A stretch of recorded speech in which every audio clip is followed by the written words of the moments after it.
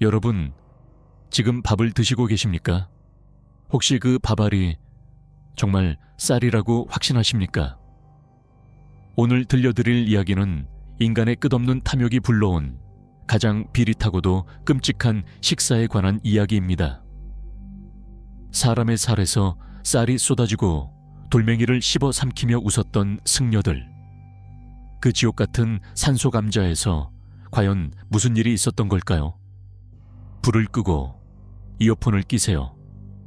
어쩌면 여러분 등 뒤에서 맷돌 갈리는 소리가 들릴지도 모릅니다. 이야기 시작 전 구독과 좋아요를 눌러주시면 상훈 샨준의 노여움을 피하실 수 있을 겁니다. 그럼 시작합니다. 제1부 눈 덮인 산 아귀 이꾸이까 입을 벌리다 내 평생의 후회는 그해 겨울 그를 그 암제 홀로 두고 내려왔다는 것이다.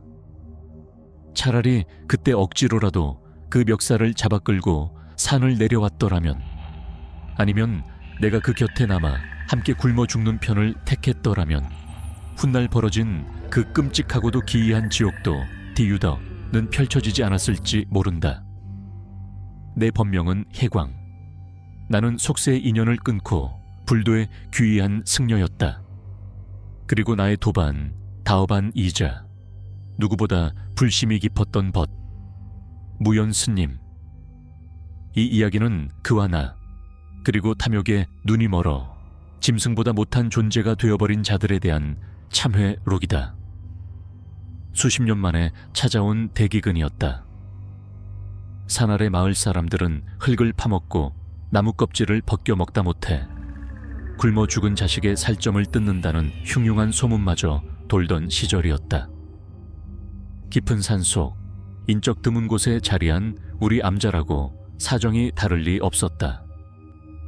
신도들의 발길은 끊긴 지 오래였고 곳간의 쌀독은 바닥을 드러내 거미줄만 무성했다. 함께 수행하던 스님들은 하나둘씩 살길을 찾아 떠났다. 탁발이라도 하여 입에 풀칠이라도 하겠다는 그들의 뒷모습을 비난할 수는 없었다. 굶주림 앞에 장사 없다지 않던가.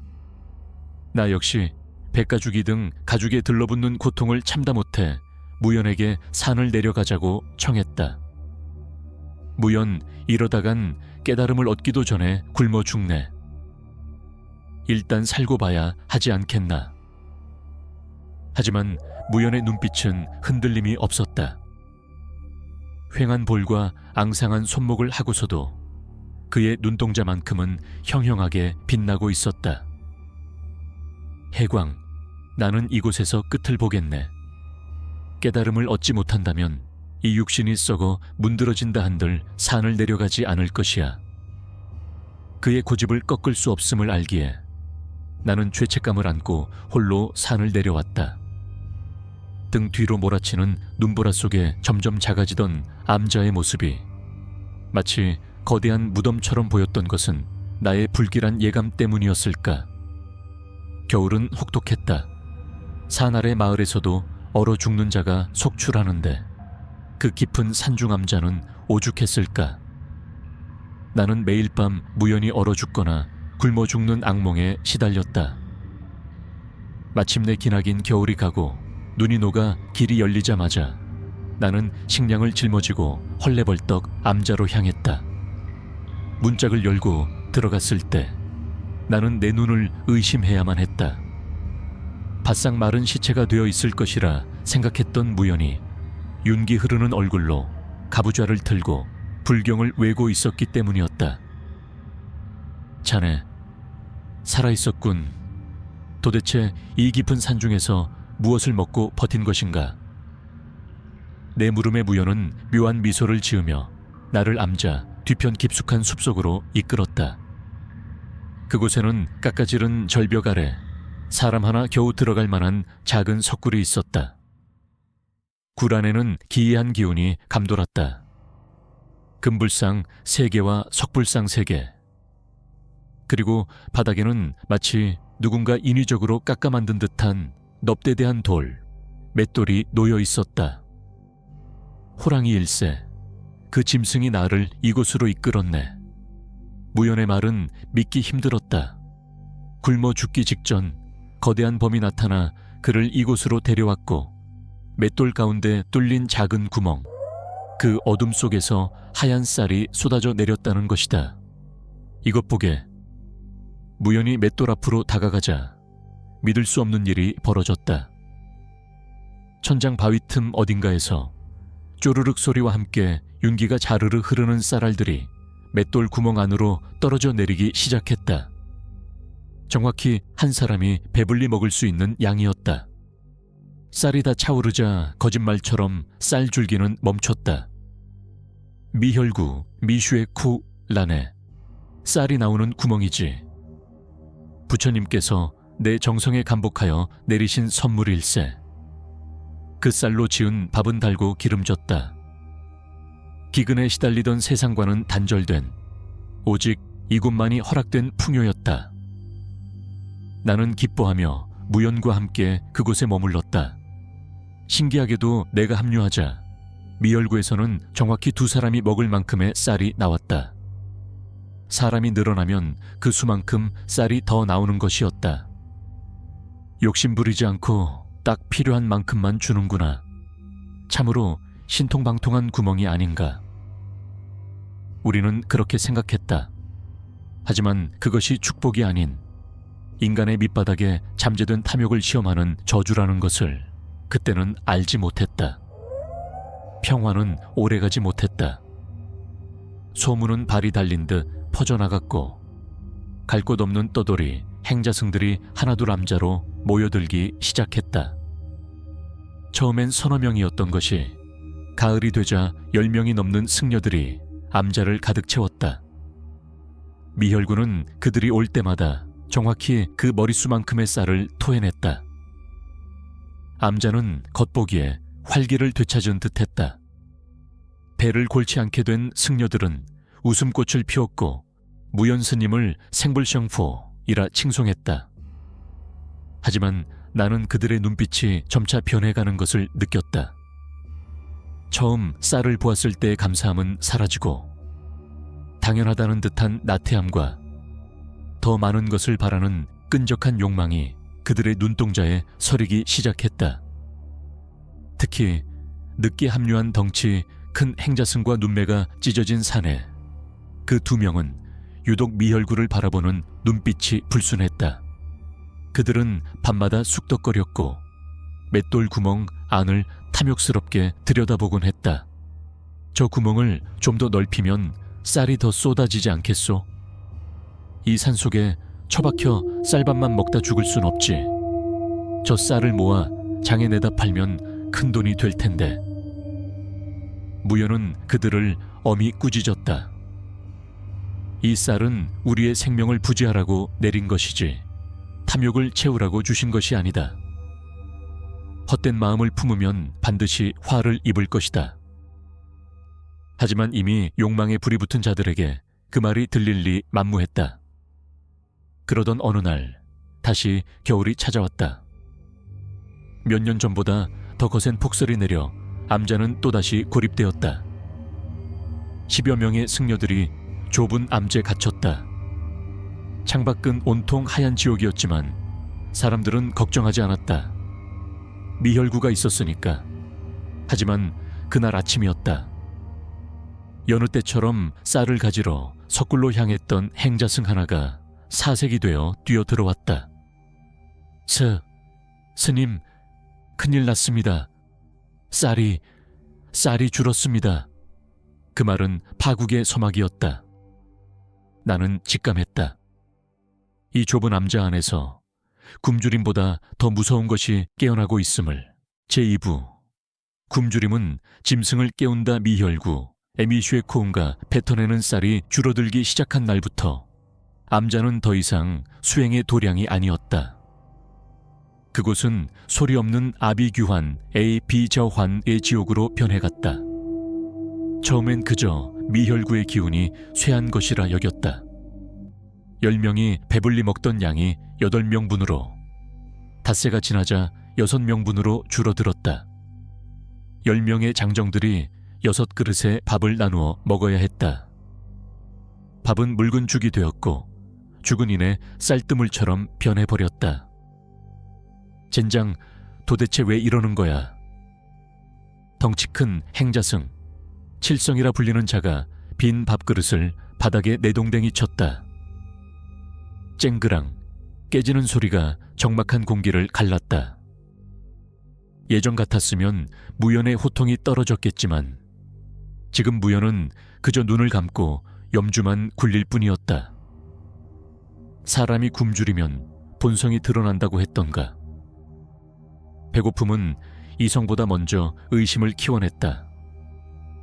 승려들은 서로의 밥그릇을 곁눈질했고 누군가 뒷간이라도 가면 혹시 몰래 숨겨둔 쌀을 먹으러 가는 게 아닌지 의심스러운 눈초리로 쏘아보았다.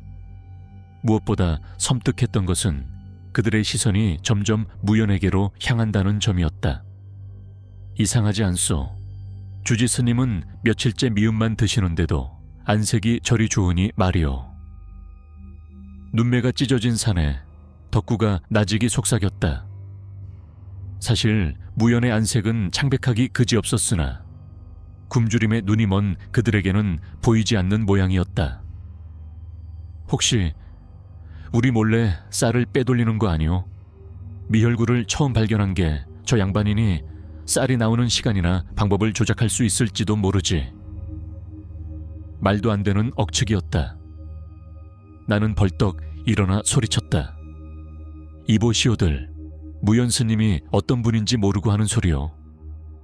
기근 때 자네들을 거두어 먹인 게 누군데 감히 그런 말을 입에 담는가. 하지만 나의 외침은 공허한 메아리가 되어 돌아올 뿐이었다. 이미 그들의 눈동자는 이성을 잃은 짐승의 그것과 다르지 않았다. 탁하고 끈적거리며 오직 먹을 것만을 쫓는 탐욕스러운 눈빛. 그러던 어느 날 새벽이었다. 법당 뒤편에서 웅성거리는 소리가 들려 나가보니 칠성과 덕구를 비롯한 행자승들이 바닥을 가리키며 서 있었다. 이것 좀 보시오.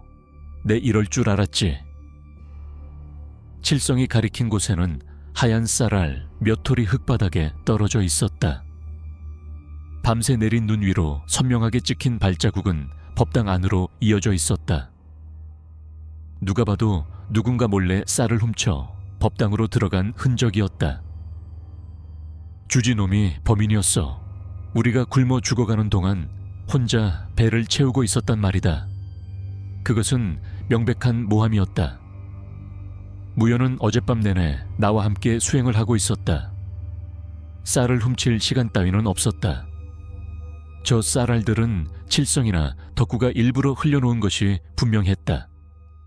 하지만 흥분한 군중에게 진실은 중요하지 않았다. 그들에게 필요한 것은 이 끔찍한 배고픔을 쏟아낼 희생양뿐이었다. 그들은 득달같이 법당 안으로 들이닥쳤다. 이 위선자 놈, 쌀 내놔. 숨겨둔 쌀 어디 있어? 승렬하기보다는 산적 때에 가까운 모습으로 그들은 무연의 멱살을 잡고 흔들었다. 나는 그들을 말리려다 칠성의 발길질에 나가떨어졌다. 바닥에 처박힌 내 입안에서 비릿한 피맛이 났다. 무연은 저항하지 않았다. 그저 슬픈 눈으로 그들을 바라보며 나직이 말했다. 그 쌀은 내 것이 아니다. 또한 자네들의 것도 아니다. 미열구는 하늘이 잠시 빌려준 것일 뿐 탐욕이 끼어들면 언제든 다치는 법이니라. 닥쳐. 그따위 설법은 집어치워. 짝! 칠성에 거친 손바닥이 무연의 뺨을 후려쳤다. 고개가 획 돌아가고 무연의 입가에서도 피가 흘러내렸다. 그 모습을 본 순간 나는 온몸의 피가 차갑게 식는 것을 느꼈다. 선을 넘었다. 이것은 더 이상 사람이 할 짓이 아니었다. 내일 아침까지다. 덕구가 으름장을 놓았다. 내일 아침 미열구에서 10명분의 쌀이 나오지 않으면 내 놈이 주술을 부려 쌀구멍을 막은 걸로 알겠다. 그때는 각오해야 할 것이야. 그들은 무연을 법당 안에 밀어넣고 밖에서 문을 걸어 잠갔다. 그리고 밖으로 나오려는 나를 힘으로 제압하며 으르렁거렸다. 해광 스님도 얌전히 계시오. 한 패거리로 몰려 멍석말이 당하기 싫으면. 차가운 겨울바람이 윙윙거리며 암자를 휘감았다. 마치 굶주린 짐승의 울음소리 같기도 했고 억울하게 죽어간 웡이들의 통곡소리 같기도 했다. 그날 밤 나는 잠들 수 없었다. 법당 안에 갇힌 무연이 걱정되기도 했지만 그보다 더 큰 공포가 나를 짓눌렀기 때문이었다. 그것은 칠성이나 덕구에 대한 두려움이 아니었다. 이 산, 그리고 그 기이한 석굴. 처음 미혈구를 보았을 때 느꼈던 그 막연한 불안감. 마치 누군가 입을 벌리고 먹이를 기다리는 듯한 그 맷돌 구멍의 어둠. 나는 문득 깨달았다. 쌀이 줄어든 것은 무연의 탓도 미혈구의 변덕도 아니었다. 그것은 경고였다. 더 이상 이곳에 인간이 머물러서는 안 된다는 산주인 샨주렌의 서늘한 경고. 하지만 탐욕에 눈이 먼 자들은 그 경고를 무시한 채 스스로 파멸의 구렁텅이로 걸어 들어가고 있었다. 나는 덜덜 떨리는 손을 모아 쥐고 간절히 기도했다. 제발, 제발 무사히 이 겨울이 지나가기를. 하지만 나의 기도는 닿지 않았던 모양이다. 새벽녘 어둠을 찢는 듯한 날카로운 비명 대신 묵직하고 거대한 무언가가 암자 마당을 밟는 소리가 들려왔다. 쿵, 쿵, 쿵. 그것은 사람의 발소리가 아니었다. 땅이 울릴 정도로 육중하면서도 털끝 하나 스치지 않는 은밀한 발소리. 그리고 이내 문풍지 너머로 거친 숨소리가 들려왔다. 그르르릉. 나는 본능적으로 알 수 있었다. 놈이 왔다. 무연을 미혈구로 이끌었던 그놈. 그리고 이제는 그 대가를 받으러 온 상훈 샨준. 이 우리 문 앞에 당도해 있음을. 제3부. 핏빛 공양미, 공양미. 문풍지가 파르르 떨렸다. 바람 때문이 아니었다. 문 밖에 서 있는 거대한 존재가 뿜어내는 숨결. 그 뜨겁고 비릿한 기운이 방 안으로 스며들고 있었기 때문이었다. 칠성과 덕구, 그리고 기세등등하던 행자승들의 얼굴에서 핏기가 싹 가셨다. 조금 전까지 무연을 죽일 듯이 몰아쓰던 기백은 온데간데 없고 그들은 서로의 뒤로 숨으며 뒷걸음질 쳤다. 공포는 전염병보다 빨랐다. 저게 뭐야? 끽. 잠겨있지 않던 방문이 스르르 열렸다. 억지로 부수는 것이 아니었다. 마치 사람이 손잡이를 잡고 조심스럽게 당기듯 아주 천천히 그리고 정중하게 문이 열렸다. 그 기이한 동작에 내 심장은 멎을 것만 같았다. 그리고 어둠 속에서 두 개의 푸른 등불이 나타났다.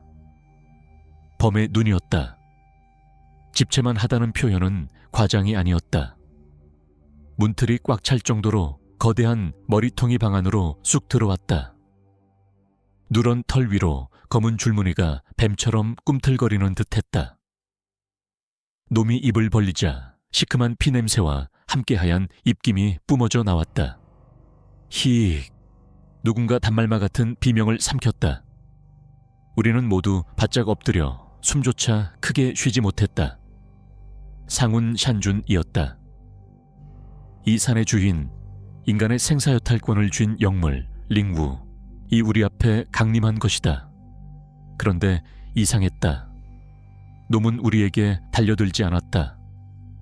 굶주린 짐승이라면 응당 눈앞에 먹잇감을 덮쳤을 터인데 놈은 마치 우리를 하찮은 미물 보듯 무심하게 훑어볼 뿐이었다. 놈의 시선은 우리를 지나쳐 굳게 닫힌 법당 문으로 향했다. 무연히 갇혀있는 바로 그곳이었다. 그때였다. 구석에 처박혀 벌벌 떨던 덕구가 불현듯 소리쳤다. 보시오. 상훈께서 길을 안내하시려는 게야. 미치광이 같은 소리였지만 공포와 굶주림에 이성이 마비된 자들에게는 동아줄처럼 들렸던 모양이다. 어제 우리가 기도를 드린 덕이야. 저 짐승이 쌀이 있는 곳을 진짜 미혈구를 알려주려는 거라고. 범은 그 소리에 대꾸라도 하듯 천천히 몸을 돌려 법당 쪽으로 발걸음을 옮겼다. 쿵, 쿵. 마루장이 내려앉을 듯한 육중한 발소리가 이어졌다. 놈은 잠긴 법당 문 앞에 멈춰 섰다. 그리고 앞발을 들어 가볍게 문고리를 후려쳤다. 우지끈 단단한 참나무 문짝이 종이장처럼 뜯겨나갔다. 열린 문틈으로 차가운 달빛과 함께 법당 내부가 드러났다. 그곳엔 무연이 있었다. 그는 불상 앞에 단정히 가부좌를 틀고 앉아 있었다. 밖에 소란 따위는 들리지 않는다는 듯 그는 미동도 하지 않았다. 범은 천천히 법당 안으로 들어갔다. 그 거대한 덩치가 좁은 법당을 가득 채웠다. 나는 비명을 지르고 싶었지만 목소리가 나오지 않았다. 도망쳐야 해. 무연. 하지만 내 몸은 가위에 눌린 듯 꼼짝도 하지 않았다. 범이 무연의 등 뒤에 섰다. 무연은 여전히 기도하듯 눈을 감고 있었다. 그리고 순간이었다. 콰직. 범이 무연의 목덜미를 물었다. 짐승이 먹이를 사냥하는 그 빠르고 잔혹한 움직임이었다. 무연의 몸이 힘없이 허공으로 들렸다. 붉은 선혈이 튀어 불상의 얼굴을 적셨다. 아. 나는 바닥에 주저앉아 헛구역질을 했다. 하지만 이어진 광경은 내 상상을 뛰어넘는, 차라리 악몽이기를 바랄 만큼 기괴한 것이었다. 범이 무연의 몸을 이리저리 흔들며 승복을 찢어발기기 시작했다. 날카로운 발톱이 무연의 복부를 갈랐다. 사람의 배가 갈라졌다면 쏟아져 나와야 할 것은 붉은 내장과 검은 피여야 했다. 하지만 좌르르르륵 쏟아져 나온 것은 빗소리 같기도 하고 자갈 구르는 소리 같기도 했다. 하얀색이었다. 달빛을 받아 눈부시게 빛나는 새하얀 알갱이들. 쌀이었다. 무연의 찢어진 뱃속에서 뜯겨나간 팔다리의 절단면에서 핏물과 함께 쏟아져 나온 것은 내장이 아니라 윤기가 흐르는 쌀알들이었다. 좌르륵, 쏴. 마치 터진 쌀자루처럼 무연의 몸에서는 끝도 없이 쌀이 쏟아져 내렸다. 바닥에 고인 피웅덩이 위로 하얀 쌀이 소복하게 쌓이기 시작했다. 피와 쌀이 뒤섞여 기묘한 붉은 죽이 되어갔다. 범은 더 이상 무연을 공격하지 않았다. 놈은 껍데기만 남은 무연의 시신을 입에 물고 유유히 법당을 빠져나왔다. 덜렁거리는 무연의 빈 껍데기에서 남은 쌀알들이 후두둑 떨어져 내렸다. 놈은 우리를 한번 쳐다보지도 않고 어둠이 깔린 숲속으로 사라져 버렸다. 정막이 감돌았다. 숨소리조차 들리지 않는 고요함. 그 침묵을 깬 것은 칠성이었다. 쌀이다. 그의 목소리는 떨리고 있었지만 그것은 공포 때문이 아니었다. 환희였다. 저게 다 쌀이라고. 이 멍청이들아, 뭐 하고 있어? 칠성이 미친 사람처럼 법당 안으로 뛰어들었다. 뒤이어 덕구와 다른 행자승들도 괴성을 지르며 달려들었다. 내 거야. 비켜. 다 내 거라고. 그들은 바닥에 엎드렸다. 그리고 무연의 피와 섞인 쌀을, 흙먼지가 뒤엉킨 그 붉은 덩어리를 허겁지겁 주워 먹기 시작했다. 쩝쩝, 의적의적.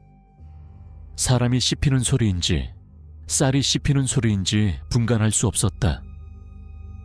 그들의 입계는 붉은 피가 범벅이 되었고 눈은 탐욕으로 뒤집혀 흰자위만 번득였다. 그것은 사람이 아니었다. 굶주림이라는 악귀 이꾸이가 씌운 아귀들의 향연이었다. 해광스님, 뭐 하시오? 어서 와서 드시오. 이게 다 고기 맛이 나는 쌀이오. 입가에 붉은 치를 한 덕구가 나를 보며 희죽 웃었다. 그의 이빨 사이사이에 끼어있는 하얀 쌀알들이 마치 무연에 부서진 뼈조각처럼 보였다. 나는 뒷걸음질 쳤다. 눈물이 멈추지 않고 흘러내렸다. 무연은 사람이 아니었단 말인가? 아니면 부처님이 그를 쌀로 만들어 우리를 시험하신 것인가? 그것도 아니라면 저들이 먹고 있는 것은 무연의 살과 뼈인가? 나는 법당을 뛰쳐나와 내 방으로 숨어들었다. 이불을 뒤집어쓰고 귀를 막았지만 쩝쩝거리는 소리와 맛있다, 맛있다 하며 낄낄거리는 웃음소리는 밤새도록 내 귓가를 파고들었다. 그날 밤 나는 알았다. 호랑이가 물고 간 것은 무연의 시신이 아니라 이 암자에 남아있던 마지막 인간성이었음을, 그리고 이제 이곳에 남은 것은 쌀을 씹어 삼키는 짐승들 뿐이라는 것을, 제4부 붉은 쌀, 그리고 하얀 물 무연의 육신이 변한 쌀, 그 피 섞인 밥에 포만감은 그리 오래가지 않았다. 정확히 사흘, 그 끔찍한 포식 후 사흘이 지나자 암제는 다시금 굶주림의 그림자가 드리워졌다. 아니, 이전보다 더욱 짙고 흉포한 허기가 짐승들을 잠식해 들어갔다. 그 사흘 동안 칠성과 덕구, 그리고 행자승들의 모습은 기이하게 변해 있었다. 며칠 전까지만 해도 해골처럼 말라비틀어졌던 그들의 얼굴엔 개기름이 번들거렸다. 하지만 그것은 건강한 혈색이 아니었다. 마치 썩어가는 고기에 바르면 나는 듯한 불쾌하고 미끌미끌한 광택이었다. 눈은 붉게 충혈되어 있었고 입계는 항상 침이 고여 있었다. 배고파, 배가 고프다고 칠성이 자신의 배를 쥐어뜯으며 소리쳤다. 분명 배는 불룩하게 튀어나와 있었지만 그는 끊임없이 허기를 호소했다. 그것은 위장의 굶주림이 아니었다. 한번 인육 렌루의 맛, 아니 금기 진지의 맛을 본 영혼이 질러대는 아귀의 비명이었다. 해광스님, 방법이 없소. 그 쌀, 그 고기 맛이 나는 쌀 말이오. 덕구가 나에게 다가와 끈적한 손으로 내 옷자락을 잡았다. 그의 입에서 나는 비릿한 피냄새에 나는 속이 뒤집어질 것 같았다. 무연 스님은 가셨네. 더 이상 기적은 없어. 이제 남은 건 우리끼리 버티는 것뿐이야. 나의 말에 덕구의 표정이 일순간 싸늘하게 식었다. 기적? 기적이 아니라 요령이겠지. 주지놈이 쌀이 되는 법을 알았으니 자네도 알 것 아닌가. 둘은 단짝이었으니 그들은 나를 의심하는 것이 아니었다. 나를 쥐어짜면 무언가 나올 것이라 믿고 있었다. 그날 오후 그들은 나를 강제로 끌고 다시 그 석굴, 미혈구 앞으로 데려갔다. 석굴 안은 냉기로 가득했다. 무연히 아끼던 금불상과 석불상들은 여전히 그 자리에 있었지만 어쩐지 그들의 표정이 며칠 전보다 훨씬 더 슬퍼 보였다. 아니, 금불상의 눈에서 피눈물이 흐르는 듯한 착각마저 들었다. 자, 해보시오. 기도를 하든 주문을 외든 쌀을 내놓으란 말이오. 칠성이 맷돌 앞에 나를 무릎 꿇렸다. 나는 떨리는 목소리로 연부를 외기 시작했다. 살려달라는 기도가 아니었다. 차라리 이 지옥을 끝내달라는, 모두를 데려가 달라는 저주에 가까운 기도였다. 한참의 시간이 흘렀을까. 두두둑, 천장 바위 틈에서 소리가 들려왔다. 온다. 쌀이 온다. 행자승들이 환호하며 맷돌 주위로 몰려들었다. 그들은 입을 쩍 벌리고 천장을 올려다보았다. 마치 어미새에게 먹이를 받아먹으려는 털 빠진 새끼들처럼 흉측한 광경이었다. 하지만 떨어진 것은 쌀이 아니었다. 후두투두 좌아, 그것은 물이었다. 뼛속까지 얼어붙게 만드는 차디찬 지하수가 미혈구에서 폭포수처럼 쏟아져 내렸다. 뭐야, 이건 물이잖아. 쌀 내놔, 쌀 내놓으라고. 그들은 물을 뒤집어 쓰고 미친 듯이 날뛰었다. 칠성은 맷돌을 발로 차고 덕구는 허공에 주먹질을 해댔다. 차가운 물에 젖은 그들의 몸에서 김이 모락모락 피어올랐다. 그 모습이 흡사지옥의 가마솥에서 기어나온 악귀들 같았다. 그때 덕구가 흠뻑 젖은 머리카락을 쓸어 넘기며 나를 노려보았다. 속였어. 내 놈이 우릴 속인 거야. 쌀은 기도가 아니라 공양에서 나오는 거였어. 그의 눈빛이 번뜩였다. 범이 주지 놈을 물어뜯었을 때 쌀이 나왔지. 그렇다면 쌀을 얻으려면 또 다른 공양물이 필요한 게 아니겠어. 그 말에 암자 안의 공기가 얼어붙었다. 모든 시선이 내게 꽂혔다. 해광스님, 자네가 주지랑 제일 친했으니 자네가 쌀이 되어 주어야겠네. 칠성이 몽둥이를 들고 다가왔다. 나는 뒷걸음질치다 벽에 부딪혔다. 도망칠 곳은 없었다. 아, 안 돼. 난 쌀이 아니야. 무연은 특별했던 거야. 난 그저 사람일 뿐이라고. 하지만 그들의 귀에는 들리지 않는 듯했다. 그들은 나를 애워쌌다. 죽음이 코앞에 닥친 순간 나는 마지막 발악으로 소리쳤다. 잠깐, 나보다 더 좋은 공약물이 있지 않소. 나의 외침에 그들의 움직임이 멈칫했다. 나는 떨리는 손가락으로 행자승 중 가장 어리고 약해 보이는 며칠 전부터 기침을 심하게 하던 막내를 가리켰다. 저 아이를 보시오. 병들고 약하여 어차피 이 겨울을 넘기지 못할 것이오.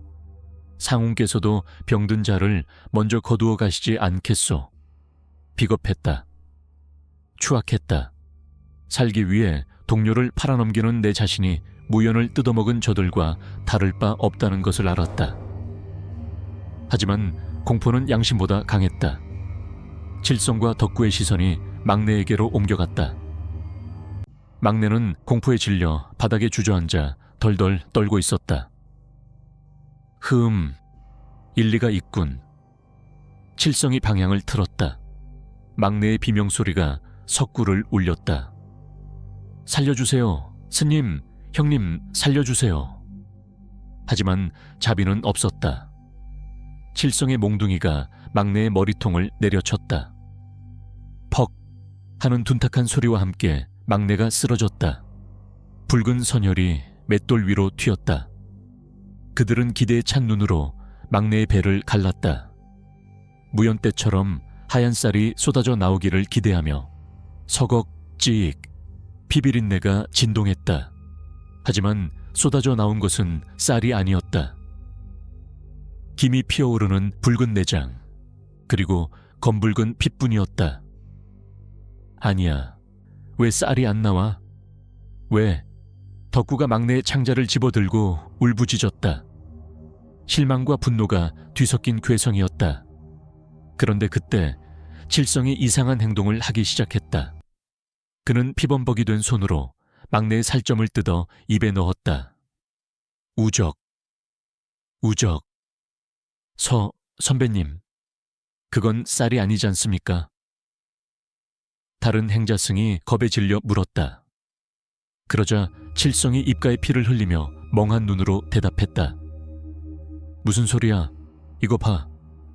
윤기가 흐르는 이천 쌀밥이잖아. 아주 잘 익었어. 김이 모락모락 나잖아. 그는 미쳐버린 것이었다. 아니, 굶주림과 죄책감, 그리고 공포가 뒤섞여 그들의 뇌를 망가뜨린 것인지도 모른다. 칠성의 말에 덕구도 홀린 듯 다가와 시신을 뜯어먹기 시작했다. 맞네. 쌀이야. 붉은 쌀이야. 팥을 넣은 찰밥이구나. 그들은 서로 뒤질세라 막내의 시신에 달라붙었다. 사람이 사람을 먹는 소리, 뼈가 으스러지고 살이 찢기는 소리가 신성해야 할 불상들 앞에서 울려 퍼졌다. 나는 구석에 웅크려 그 광경을 지켜보았다. 입을 틀어막았지만 새어나오는 신음을 막을 수 없었다. 미혈구의 맷돌 구멍은 그 모든 것을 지켜보는 눈동자처럼 검게 입을 벌리고 있었다. 그리고 그 구멍 안에서 물소리도 쌀소리도 아닌 기이한 바람소리가 들려왔다. 휘잉, 마치 누군가가 비웃는 듯한 소리였다. 먹어라, 마음껏 먹어라. 그것이 너희의 마지막 만찬이 될 테니. 그날 밤 나는 지옥을 보았다.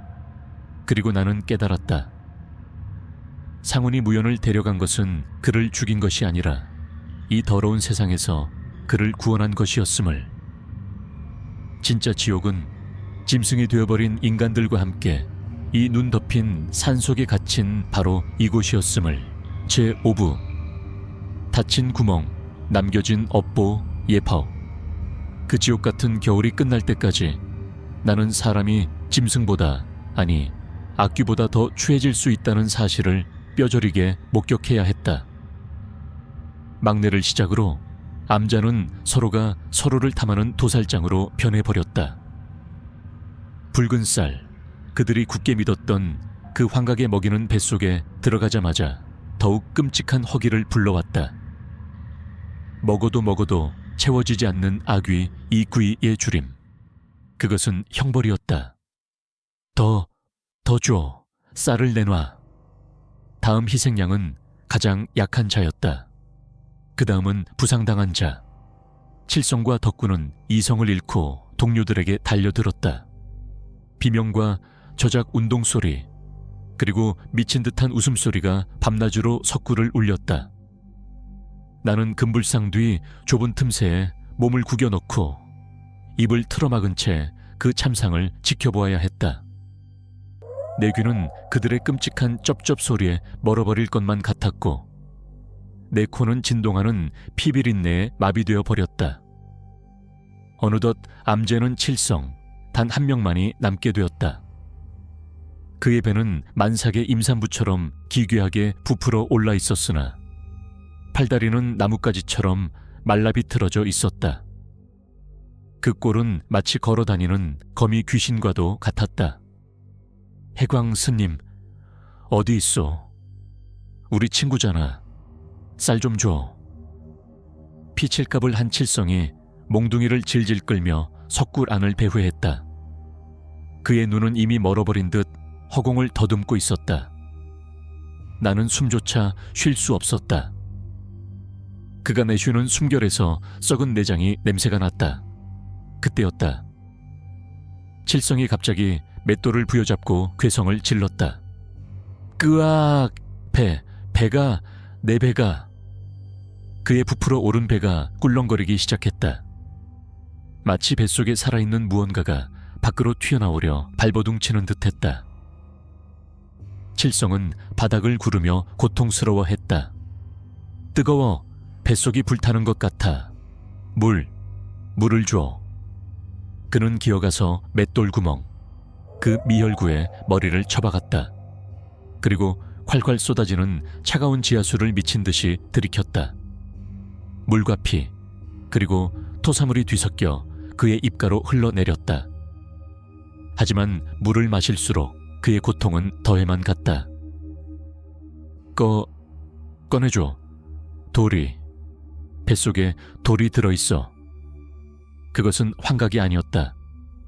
그들이 붉은 쌀이라 믿고 삼켰던 동료들의 살과 뼈. 인간이 인간을 먹은 그 금기의 덩어리들이 뱃속에서 소화되지 않고 딱딱한 돌덩이처럼 굳어가고 있었던 것이다. 업보의 무게였다. 죄의 무게가 물리적인 실체가 되어 그의 내장을 지식이고 있었다.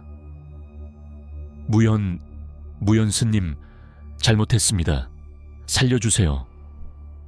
칠성은 마지막 순간에야 제정신이 돌아온 듯 허공을 향해 손을 뻗으며 애원했다.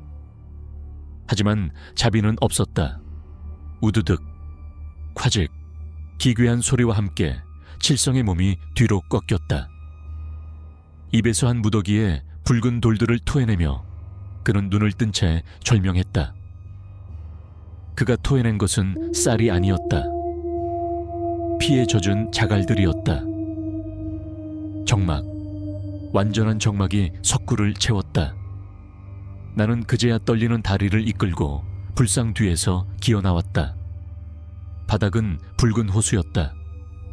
그 위로 칠성을 비롯한 행자승들의 훼손된 시신과 뼈들이 널브러져 있었다. 그리고 맷돌 위 그 미혈구에서는 여전히 차가운 물줄기가 마치 이 더러운 현장을 씻어내리려는 듯 쉼없이 흐르고 있었다. 나는 칠성의 시신 앞에 털썩 주저앉았다. 눈물도 나오지 않았다. 그저 허탈한 웃음만이 터져 나왔다. 결국 다 가져가셨군요. 나는 고개를 들어 금불상을 바라보았다. 무연히 그토록 아끼던 불상들은 여전히 온화한 미소를 짓고 있었다. 그 미소가 그날따라 더없이 잔혹하게 느껴졌다. 그때 등 뒤에서 서늘한 인기척이 느껴졌다. 돌아보지 않아도 알 수 있었다. 그 묵직한 존재감. 상훈 샨준이었다. 범은 소리 없이 다가와 칠성의 시신 곁에 섰다. 그리고 나를 내려다보았다. 그 푸른 눈동자 속에 내 비참한 몰골이 비쳤다. 나는 죽음을 예감하고 가만히 눈을 감았다. 차라리 나도 데려가 주시오. 이 지옥 기억을 안고 사느니 당신의 밥이 되는 편이 낫소. 하지만 범은 나를 해치지 않았다. 놈은 그저 칠성의 시신을 앞발로 툭툭 건드리더니 콧방귀를 한번 뀌고는 유유히 몸을 돌렸다. 놈이 사라지기 전 내 머릿속에 묵직한 목소리가 울린 것은 착각이었을까? 살아라. 살아서 기억하라. 탐욕의 끝이 어떤 꼴인지. 범은 사라졌고 나는 다시 혼자가 되었다. 며칠 뒤 거짓말처럼 날이 풀리고 눈이 녹았다. 산아래 마을에서 나무꾼들이 올라왔을 때 그들이 발견한 것은 폐허가 된 암자와 그 안에서 실성한 사람처럼 웃고 있는 나, 그리고 석굴 안에 쌓인 백골들이었다. 사람들은 경악했다. 그들은 굶주림에 지쳐 서로를 잡아먹었다고 생각했지만 나는 진실을 말하지 않았다. 누가 내 말을 믿어주겠는가? 사람의 몸에서 쌀이 나왔다는 이야기를, 돌을 쌀로 알고 먹었다는 이야기를. 나는 그 길로 암자를 떠나지 않고 그곳에 머물렀다. 시신들을 수습하여 양지 바른 곳에 묻어주고 피 묻은 맷돌을 닦아냈다. 그리고 칠성이 토해낸 그 붉은 자갈들을 모아 탑을 쌓았다. 미혈구는 그날 이후로 쌀도 물도 내보내지 않았다. 그저 캄캄한 어둠만을 품은 채 굳게 입을 다물었다. 세월이 흘러 내 머리에도 서리가 내렸다. 가끔, 아주 가끔 밤이 깊으면 닫힌 미혈구 안에서 소리가 들리곤 한다. 드르르, 드르르, 맷돌이 돌아가는 소리, 그리고 운걸거리는 듯한 사람들의 목소리. 쌀이다, 쌀을 줘. 그럴 때면 나는 목탁을 두드리며 밤새 연부를 웬다. 아직도 그 구멍 안에서 굶주림에 허덕이고 있을 그 불쌍한 영혼들을 위하여. 그리고 한때나마 탐욕의 눈이 멀어 동료를 죽음으로 내몰 뻔했던 나의 업보를 씻기 위하여. 젊은이, 자네가 쌀이 나오는 구멍을 찾아 이곳까지 왔다고 했는가? 돌아가게. 세상에 공짜는 없는 법일세. 하늘이 무언가를 줄 때는 반드시 그에 상응하는 대가를 바라지. 그것이 자네의 살과 뼈가 되지 않기를 바란다면 지금 당장 이 산을 내려가게나. 다 보게나 저기 산마루에 걸린 달이 붉지 않은가? 오늘 밤은 상훈께서 사냥을 나오시는 밤이야. 그 암자는 지금도 산 어딘가에 폐허로 남아있다고 합니다. 그리고 비가 오거나 안개가 낀 날이면 여전히 그 막힌 구멍 안에서 쌀을 달라고 아우성치는 소리가 들려온다죠. 그들은 죽어서도 깨닫지 못한 겁니다. 자신들이 씹어 삼킨 것이 쌀이 아니라 자신들의 업보였다는 사실을요. 오늘 밤 잠자리에 들기 전 배가 고프시더라도 무언가를 드실 때는 조심하십시오. 그것이 당신의 살과 뼈를 깎아 만든 것일지도 모르니까요. 지금까지 켄치 추아 반이었습니다. 다음 시간에도 더 기이하고 소름 돋는 이야기로 찾아오겠습니다. 구독을 누르지 않으시면 오늘 밤 꿈에 칠성 스님이 찾아갈지도 모릅니다. 안녕히 주무십시오. 부디